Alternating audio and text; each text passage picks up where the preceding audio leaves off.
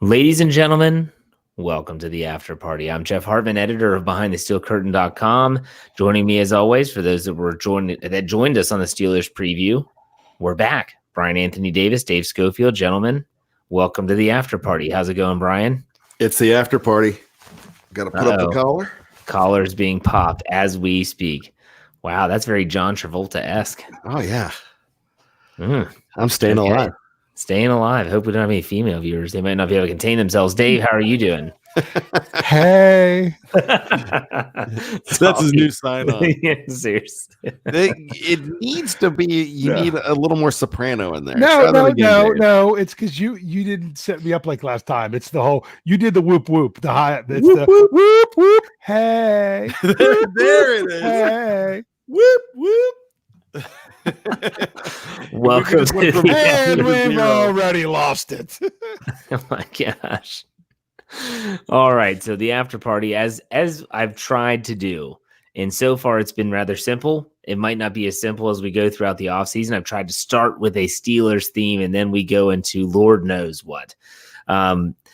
Last week we talked about divisional round. This week we talk about AFC Championship games, and this is something that Lance and I spoke about a little bit on the Standard is a Standard last night, and I didn't want to get into too in depth with it because I even said I want to save some of this for the after party. So, guys, you think about the Steelers, you think about the AFC Championship game. What do you think of? It could be an individual game, or it could just be a general thought. Bryan, we'll start with you. Well, I've seen a lot of AFC Championship games in my time. In fact, I went to 3 straight that they lost, so I quit going. I was at that Denver game in 98. I was at both New England games in Pittsburgh, so I stopped going. And the next time they played, they won. Yeah. In fact, well, I couldn't go to the game in Denver when they got to go back to the Super Bowl. But when I think of my favorite AFC Championship games, I think of 2. And let me change that. The most memorable for me, I think of 2, because one was a loss and one was a win. The win is easy for me because it was a game where I got champagne in my eyes because people bought champagne because they knew I was in West Virginia and I was one of the few Steelers fans there at the time. And they had champagne on hand and they poured it over my head like I just won. And by the way, champagne burns like crazy when it gets in your eyes, but it was a great, painful feeling. And I had no problem being in pain because I was just so happy. I was in tears. And that was 20-16 Steelers over Colts. Harbaugh to Bailey almost broke our hearts. 1995. So January of 96, it was just beautiful. And I'll never forget that as long as I live. That football seemed like it hung in the air forever, and then it lands on the chest of the Colts receiver, and everyone in that Three River Stadium and watching around the world was like, oh my gosh, we lost again. And then all of a sudden you see incomplete and Bedlam. That was crazy. Dave, go ahead. What's yours? Yes, I will always remember that play. That was the 95 season, correct? Going into, yes. And I was a senior in high school. That was just one of those great moments. But if I want to think about any one play more than anything, it has to be the Troy Polamalu interception return for a touchdown with the Steelers with a two point lead at the time, having to stop old man. Well, he wasn't an old man then. Old Joe Flacco from moving the ball down the field, and Troy just said, "I'll take care of this." Who was the coach of the Ravens? I can't remember. Are we talking about his God-given name, or are we talking about his surname? His surname, because we haven't mentioned him the whole. That would be time. One Wang Harbs. Oh, Wang Harb. Wang Harbs, yes. Everybody Wang Harbs tonight. Sadly for me, when I think of, if you just say, Jeff, I want you to think about, when I say the following words, I want you to tell me what immediately comes to your mind. Steelers AFC Championship game, I'm going to think heartbreak. because I mean, seriously, there's a lot more heartbreak than celebration. There is. 1994 ripped my heart out of my chest. I'll never forget Neil O'Donnell skipping the flipping pass. I hated Neil O'Donnell before the Super Bowl 30. Okay, so let's get that out of the way. I know Brian loves him. He has a shrine to Neil O'Donnell in his house. He thinks he's the best thing since I've been there. I've seen it. Don't lie. Okay. And so. I like that. You tell a lie with such fervor that everyone's going to believe it. But awesome. Exactly, especially our audio listeners. But anyways, freaking Stan Humphries, and he skips that pass in the rain at Three Rivers to Barry Foster. It was just it was awful. Everything about that game was awful, and they deserved Alfred Papunu. They were a million times better than the Chargers were that wasn't year. Was that Natron Means? For the Chargers at the time? Was it that one? Yeah, it was. I hate that game. I hate that game, but no game ripped my heart out more than 2004. 2004. I was there. It was a legendary season. I mean, you had Ben Roethlisberger's rookie year, 15 wins in a row. Oh my gosh, this is incredible. 15-1. It was the interception to Rodney Harrison that absolutely killed me, because if Ben gets a little bit of loft on that pass, Jeremy Tooman is wide open in the back corner. And instead, he throws it flat. Harrison's underneath, picks it off, runs it back 100 yards. I was at the 14th win of that season. That was my first ever game at Heinz Field. That was actually my first ever Steelers game. And for them to have that magical season and then just turn around. And it's funny because everyone would say, oh, well, that's because your quarterback's a rookie. You couldn't expect to go and win it all that year. Maybe next year's your year. And then they didn't have nearly the year in the regular season the next year. But that didn't matter because championships aren't won in the regular season. Just ask old Wang Harbaugh. Because championships are won in the postseason. Well, you guys, if there's two individuals that would maybe remember this, you guys are the ones. In 2005, so like Brian mentioned earlier, they go to Denver. Jake Plummer, AFC Championship game. Does anyone else remember on the broadcast there was some woman that must have been right below the camera screaming? Yeah. Oh my God. Yeah. I was like, can someone put this woman out of her misery, please? And it has nothing to do with the fact that she's a female. It's just the fact the way that she was screaming. I don't know how she was getting on. I mean, she must have been right near the booth or right near a microphone or a boom mic. I don't know. Drove me crazy. Watching the game live, I'm saying to everyone, I'm like, oh my gosh, this woman is driving me nuts. Can we turn the game on mute? And there was someone at our party that actually had headphones on and listened to Myron Cope rather than watch the telecast. I was like, can I just borrow your headphones? So thankfully I'm not going crazy. Oh no, they did not. They did not listen to Myron Cope. Well, he was dead, but no, he wasn't dead. He was his last When did he year. die? He died. What year was that? Yeah. 7 or 08. But what, he didn't do that game? Why wouldn't he have done that game? So he was gone the year before. He quit right before that season, right. So he wasn't there for that season. And you know what's funny is that we talked about the magical season when they won 2 back-to-back games. One was 2 back-to-back games against teams that were undefeated. On Halloween, it was the Patriots, then Philadelphia. So he showed up very late to that Philadelphia game, and we were walking into the stadium. I went to the Philly game. In fact, I was at both. And we're walking in, and he comes driving in the parking lot right before game time, and he looked dazed, and people were laughing there. Myron must be drunk, but that's when he fell off his toilet.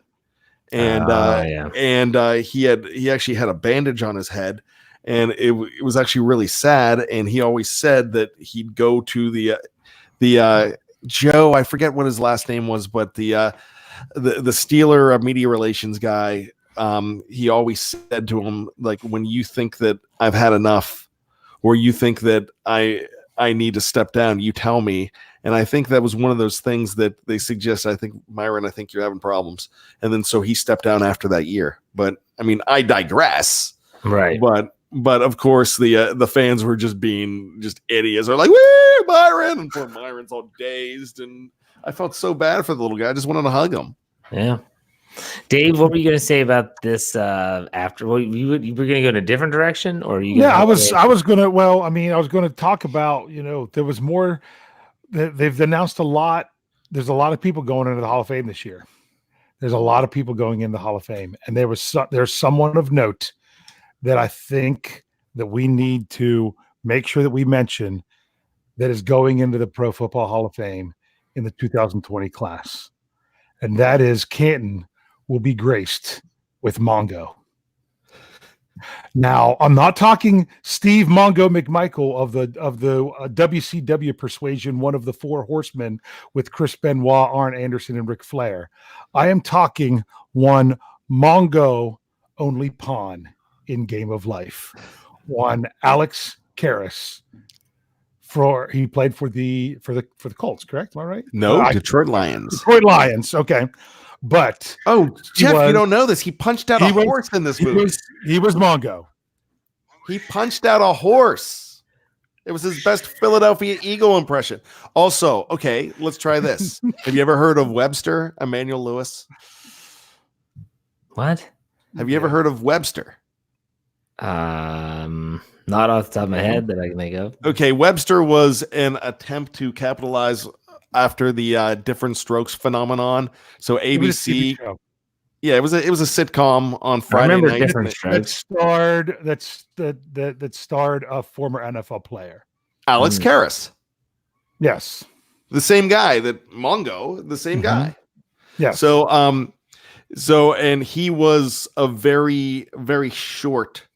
He had the same kind of, I don't know if he had the same kind of kidney problem that Gary Coleman had, but he was like 13 years old, but he looked like he was 6. And so he was on this show, and he ended up hanging out with Michael Jackson and Brooke Shields at the Grammys and stuff like that. And so he became this big thing. But does Alex Jeff really Karras not know who we're talking about when we say Mongo? No, he doesn't know that. You don't know what movie we're talking about. Blazing Saddles, Mel Brooks. Blazing Saddles. No, I actually haven't seen that. So it's an absolute classic. I mean, gosh, I know it is, and it's one I want to watch. I had never did. Oh, the campfire scene with the beans. That's just amazing. Yeah, that one's all right. There's plenty of it. Honestly, one of my favorite is when he's like, oh, Mongo's, he punches the horse. He's like, Mongo's coming to town, and he goes after him. He's like, oh, don't shoot him. You'll just make him mad. But he punched out a horse. Boom, and the horse. So Jeff had no idea what we were talking about. So yeah, she's now going into football. Have you heard of Spaceballs? Yeah, I've seen that. Okay, so the guy who did Spaceballs, Mel Brooks. Mel Brooks. Okay. No, Jeff isn't that bad, I don't think. No. So, but no, that's one of those movies it's hilarious, but at the same time, it makes you a little bit uncomfortable. Oh, very uncomfortable. So, well, the Blazing Saddles, I heard, is extremely racist. Oh, yeah. In fact, Cleavon, I believe his name was Cleavon Little, who it was supposed to be Richard Pryor in this movie, but things happened where he couldn't. I guess I don't know whether he was fired or whether he had to drop out, but it was very racy and it was very racist, but it was a much different time. He made fun of everybody, so yeah, I mean, but one of those things. The world was much different in 1973 when this came out.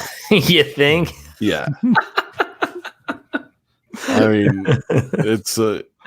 I mean, gosh, you should have, if you watched season 1 of The Jeffersons, some of the language that you would hear on that show, you would never happen today.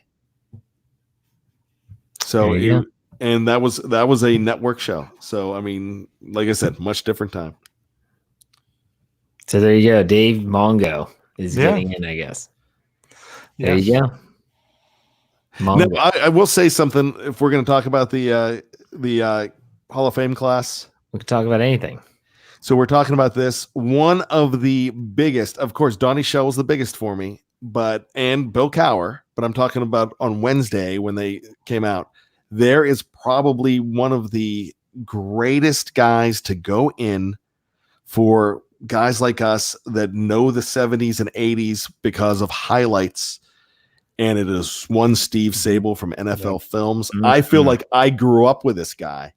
And you talk about the Super Bowl, the night before the Super Bowl, when I was a kid and throughout college, they would show the highlights of the Super Bowl in a marathon.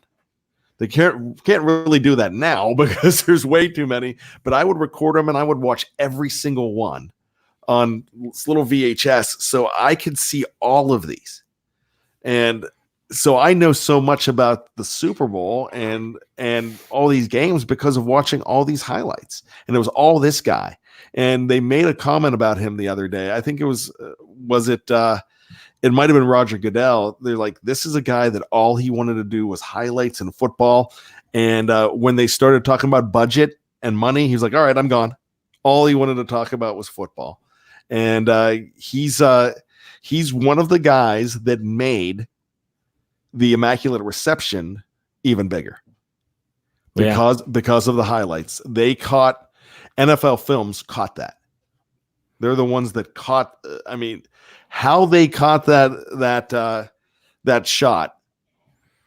I mean, I don't know why they had it's their film that always goes straight. So when you watch the play, it's always the same thing. You have your standard view.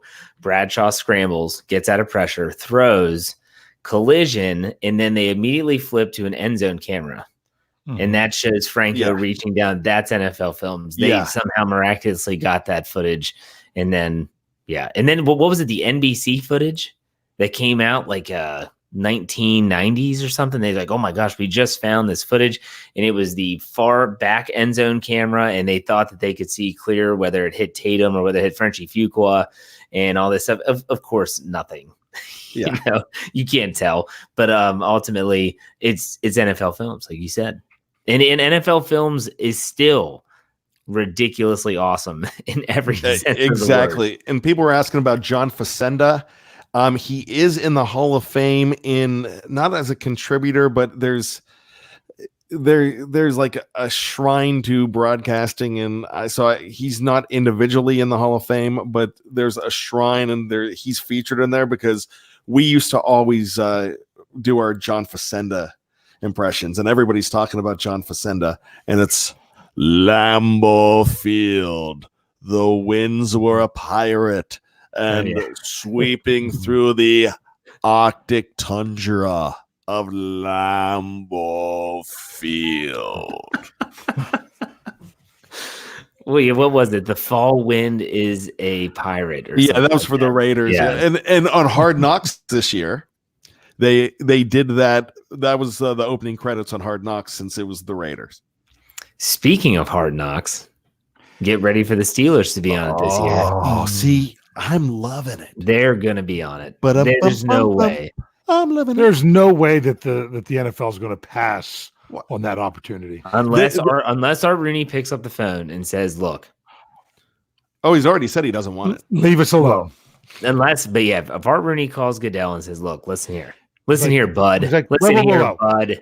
How many seasons did we have Mr. Third and Fifth? We've suffered enough. Hold on. I don't think I actually look unless something crazy happens and they pick up a hoodlum or a crazy guy like Mr. Third and Fifth has become. I think it'll be wildly entertaining. Mike Tomlin's going to be great because he's articulate. He plays up to that type of stuff. That's his shtick.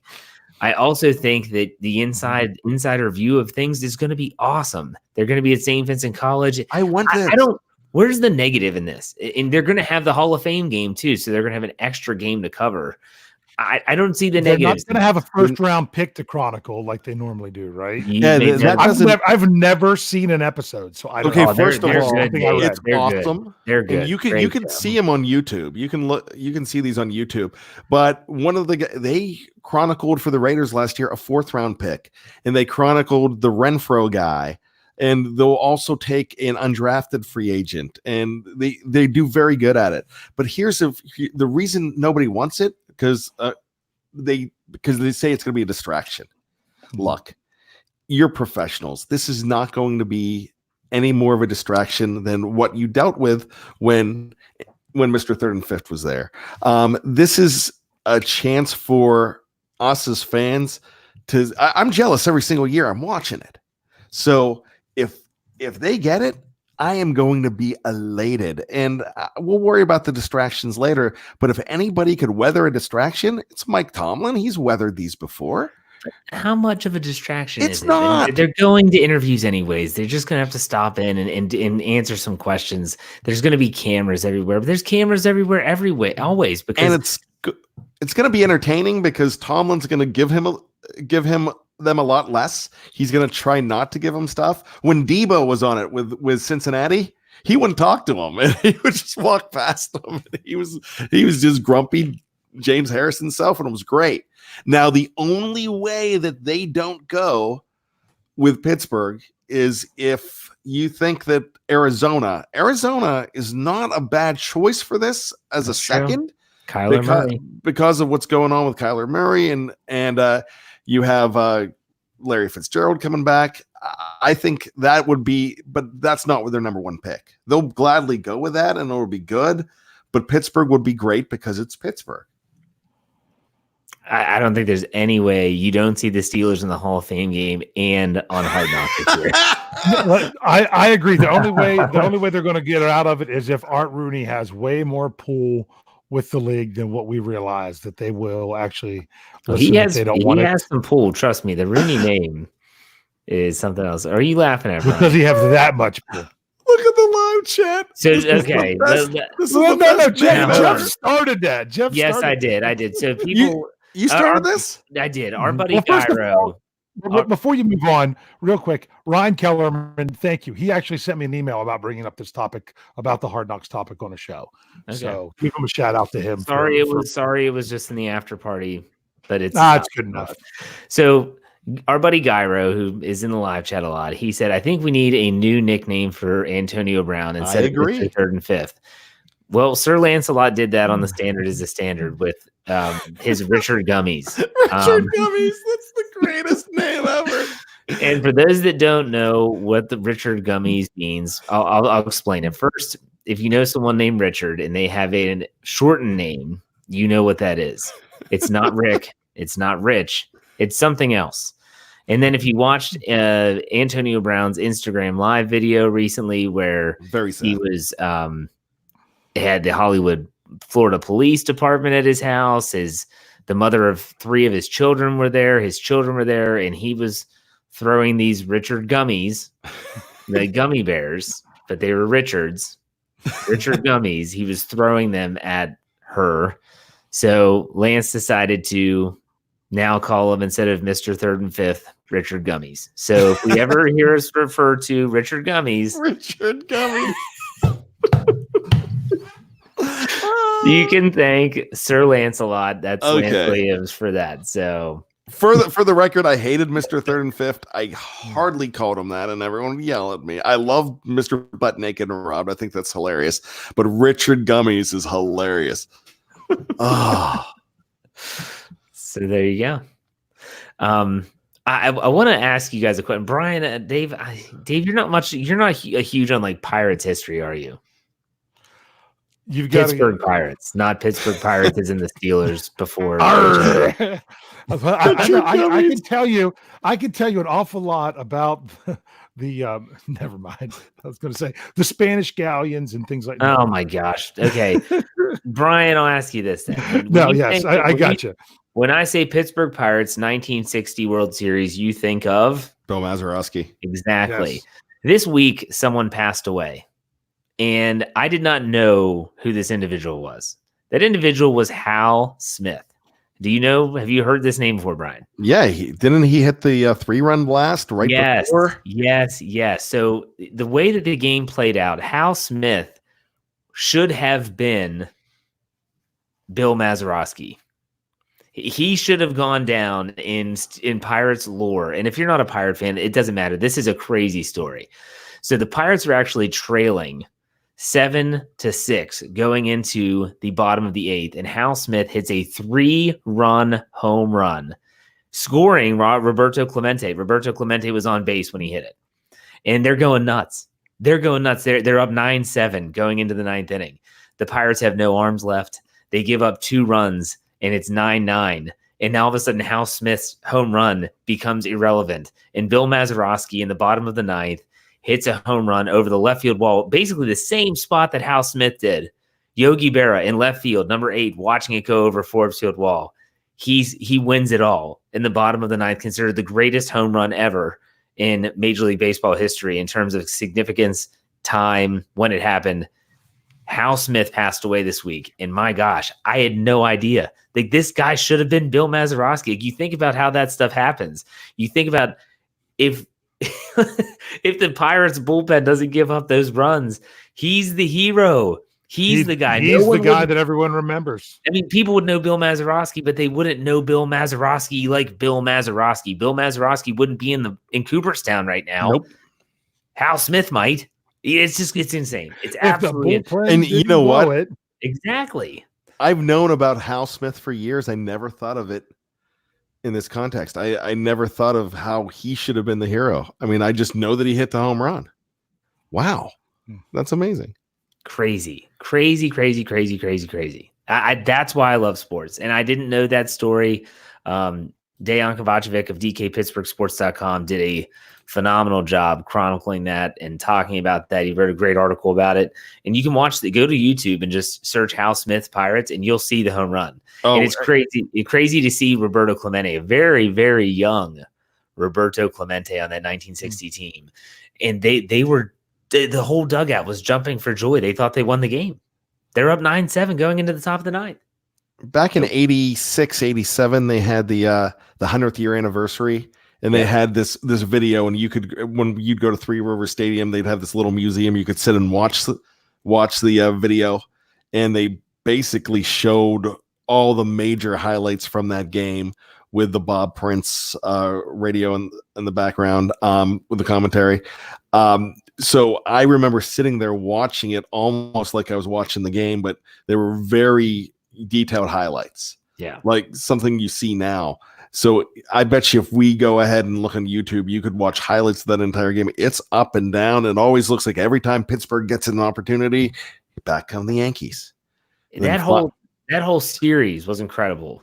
And if you research that series, you have these ridiculous scores all the way up until Game 7. There were almost double-digit runs scored in every game. Like, it was incredible. And what a series that would have been to watch if you like just crazy baseball that's just going all over the place. I didn't want to get off on a tangent, but the guy passed away this week, and I was like, man, I told my wife, I told her the story. I said, I should know this guy's name. Like, if I'm a Pittsburgh fan, like a true diehard Pittsburgh fan, I should know Hal Smith. And I should have known Hal Smith before he passed away, but I didn't. And so I was like, you know what? I'm going to bring it up on the after party because more people should know who Hal Smith was. Great Pirate, at least in 1960. What position did he play? He was actually a catcher, and he actually was a platoon catcher. He was more of a bench player. So he actually came off the bench in that game. Think about that.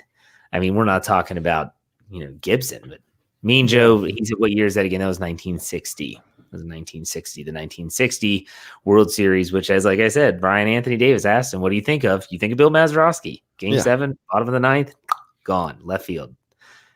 People also forget that was Yogi Berra in left field watching it go over the fence. Yep, number 8. And then on that team, too, if you're a Pitt basketball fan, Dick Grote was your third baseman on that team. And, Pitt basketball, he's still broadcasting for him. Yeah, Frank P, not to change the say, he said Yankees outscored the Pirates that series 58-27 and lost. That's true. That is true. There were some ridiculous scores. That Yankee team was incredible. Hey, Forbes Field was the spot of whose last home run ever? Anyone know? That was one Babe Ruth. Babe Ruth's last home run. Did you know that Forbes Field, it was so deep in center field. I want to say it was like 464 yards or 64 feet. Yeah, that's a long way. They used to take the batting cage and just push it out and leave it in center field and play because no one was going to hit it out there. First person to hit it out in center field was Babe Ruth. So there's and then someone gets caught up in the cage.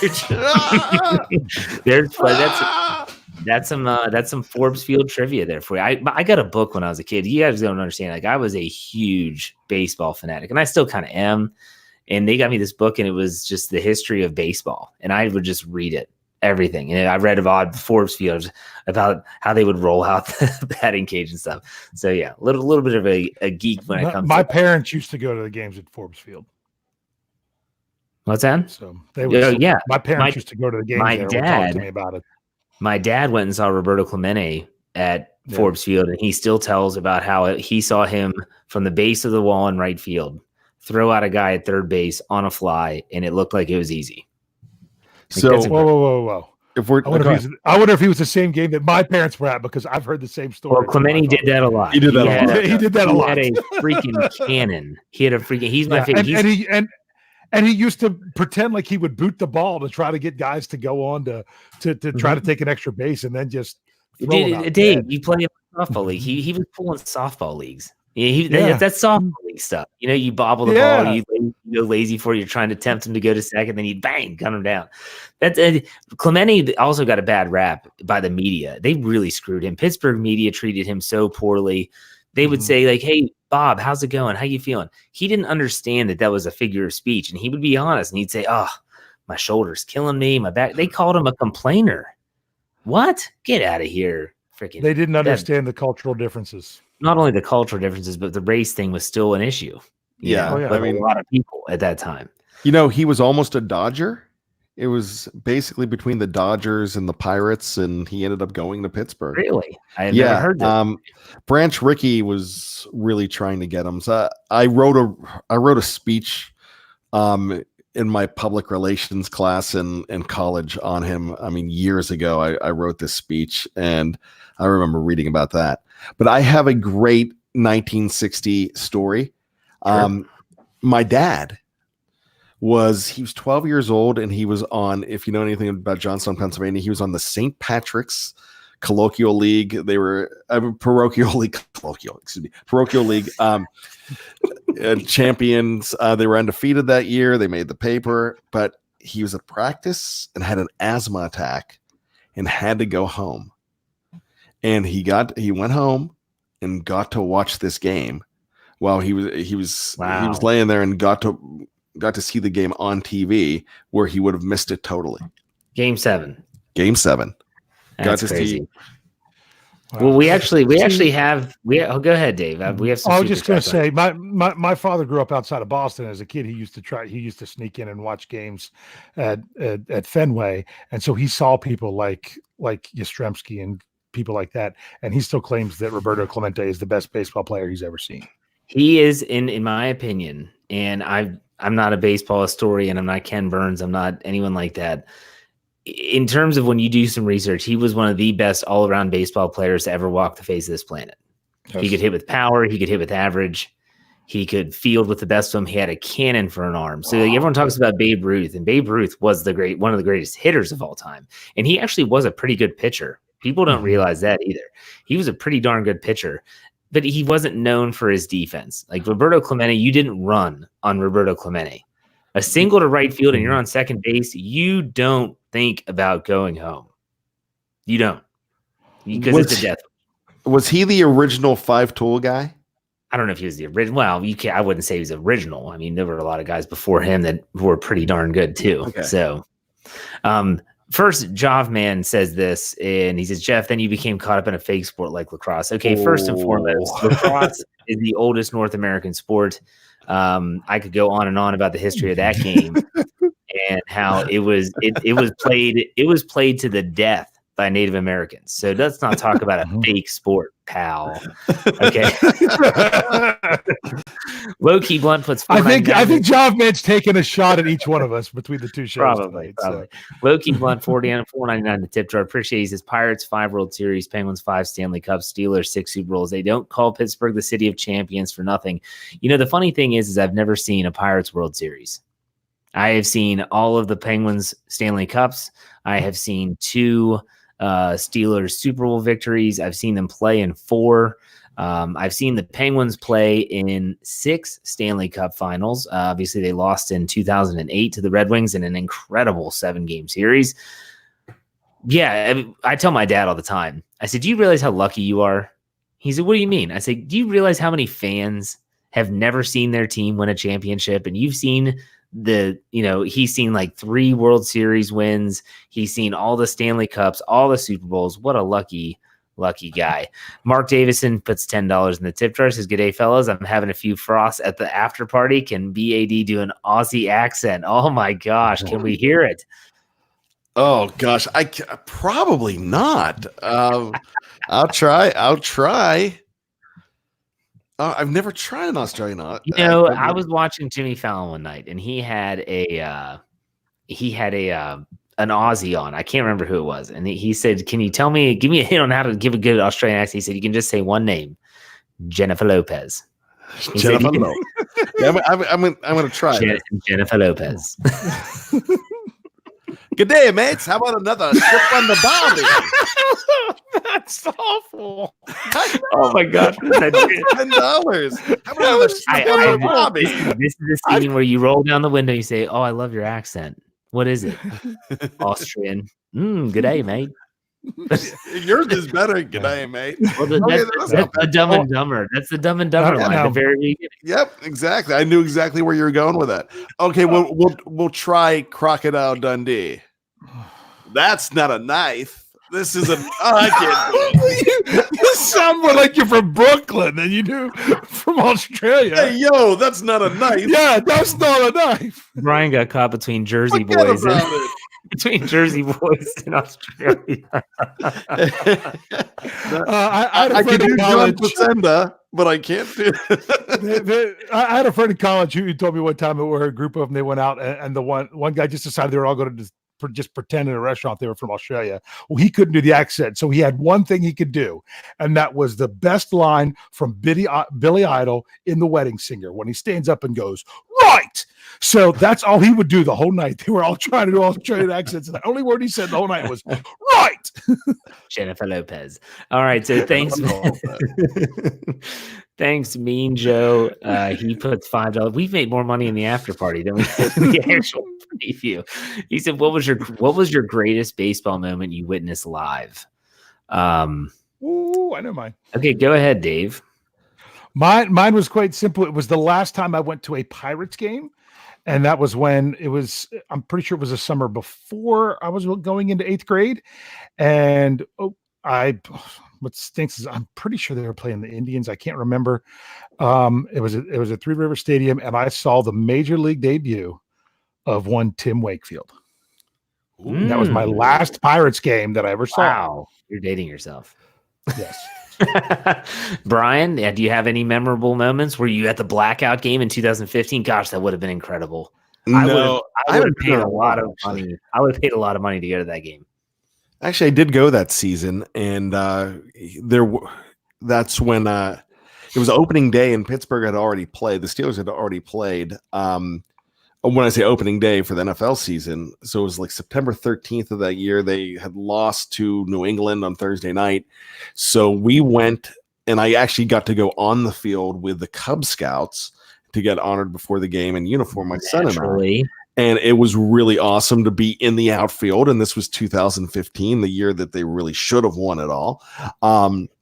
So what happened is, I believe, gosh, I think Starling Marte took them to extra innings, and they won 6-5, but they were losing against the Brewers, and it was a very big win, and they kept on coming back. So that was probably the most memorable game I've been to. But I went to the 1994 All-Star game. Oh, that was at Three River Stadium. And that went to extra innings. Yeah. And I believe it was Tony Gwynn and Fred McGriff that won it for the NL at a play at the plate. The crime dog. You've heard of Fred McGriff. I haven't heard his name in forever. Fred McGriff. And I was a Tony Gwynn guy. Even though he was – is that funny, Tony Gwynn? No, Jav man. And now he's asking if you took the scout uniform off for the fans too. Remember in your 2 a.m. story, you stripped your scout uniform? Yeah, I wasn't bad that day. I was just dad that day. So no, I did not do that. And you know what? I also was at Game 5 of the 1992 NL. Don't say it. No, stop talking. Please stop talking. No, they won that game. No, it's not that they won that game. They lost that series. Yeah, I understand. Broke my heart. Please save me. We already talked about the 2004 AFC Championship game. I can't deal with the 92 NLCS. Okay. Okay, well. Just ended poorly. Sid Bream, Barry Bonds, don't be a... I could say a lot of different things about Bonds right now. Don't be a Richard Gummy. I'm pretty sure that is the only... That is the only main highlight of such an important game that is in slow motion when played at full speed. Yeah, that's true. And yet Barry Bonds couldn't throw him out on a shallow single, hits the left field. Well, that's because Van Slyke was saying, "Hey, play up," and he's like giving him the finger. He's such a jerk. But I've got a buddy, and this is actually a sad story, but he claims with a straight face, he's like, "Yeah, Sid Bream killed my grandma." Because when Sid Bream crossed the plate, his grandmother was a huge Pirates fan. She dropped and passed away at that moment, which is it's not a funny story. It's really sad. I mean, but he says all the time, now he jokes about it now. It's like, yeah, I can't talk about Sid Bream because he killed my grandma.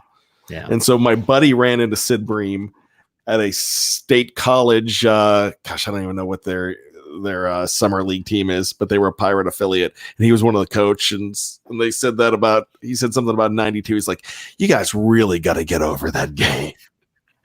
No, I don't, Sid. No, you'll never. So I was at a party on campus at UPJ, and I'm leaving, and I'm singing to myself, "We're going to the show," because I had tickets to the World Series wherever they were going to play, and I was so happy because they were winning when I was getting ready to go to the car because I had to be on the air at 12 o'clock at midnight. So I'm listening to the game on the radio. I don't get to see. It took me a long time before I ever saw the play. I decided to finally watch it. And so I'm there and they lose.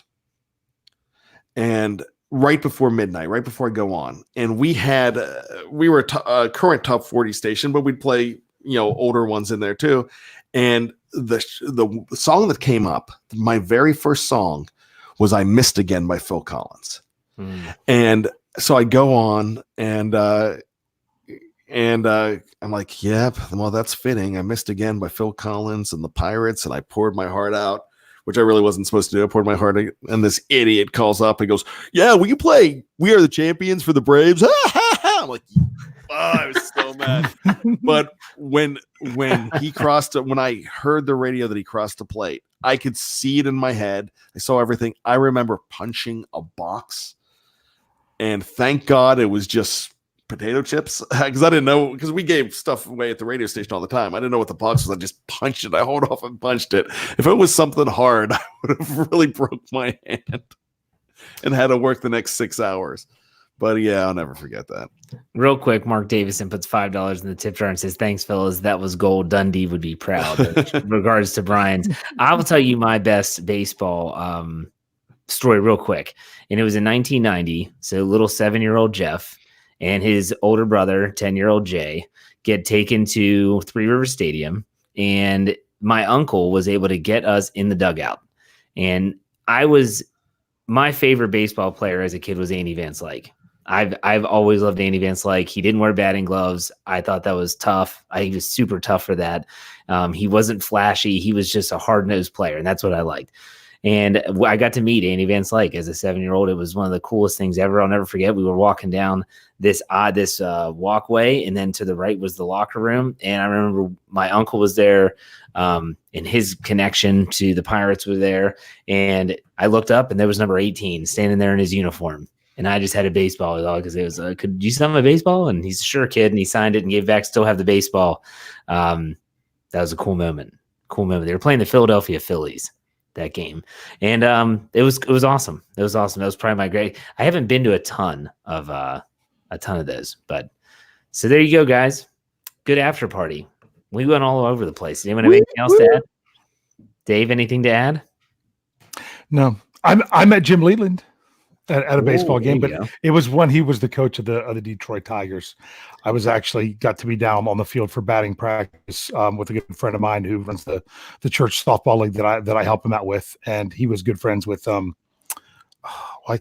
Scott, the hitter for the Orioles, and we got to go out for batting practice.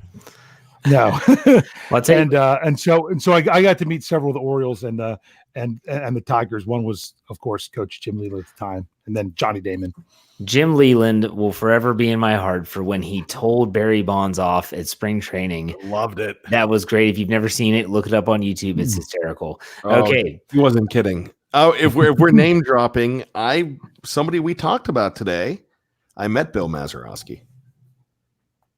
Very good. So, really? There we go. Since we're dropping, I got a chance to meet Maz. Cool. Wow. So, all right. Well, we've gone way longer than we normally like to go on this show. So if you've stuck with us, thank you for that. Make sure that you like this video, like all our videos. Make sure you subscribe to our channel, set up your notifications. We will be back next week for another episode of the Steelers preview and the Steelers after party. So make sure you check out behindthesteelcurtain.com for all your Pittsburgh Steelers needs. Gentlemen, thank you for your time. Thank you for listening. Hey. Dude, that's it. We're done.